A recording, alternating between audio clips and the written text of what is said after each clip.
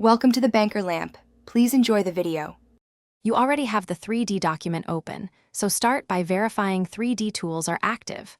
Open the 3D workspace now, choose Window, then Workspace, then 3D, or pick 3D from the Workspace menu. Once done, select the 3D layer in the Layers panel so Photoshop shows the 3D panel and properties. You need the Move tool or the 3D Object Rotate tool active to manipulate the scene. This ensures you control the camera and object. It also reveals contextual menus you'll use next. You'll now move from 3D mode back into a standard Photoshop workflow. First, reset the view if needed using the 3D panel or View Reset View to center the camera. This prevents leftover transformations.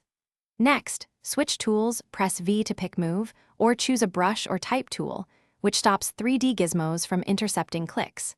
Finally, collapse or close the 3D and Properties panels, or switch the workspace to Essentials. Doing so returns tools, shortcuts, and panels to their regular, non-3D layout.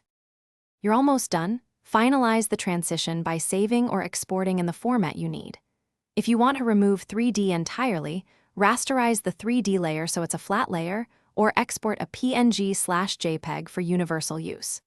If Photoshop still behaves like it's in 3D, check Preferences, Performance, and toggle Use Graphics Processor. Restart if necessary. If workspace panels remain, reset the workspace to Essentials or create a custom workspace without 3D panels, so the app won't default back to 3D next time. Thanks for watching. If this was helpful, leave a like and consider subscribing. See you next time.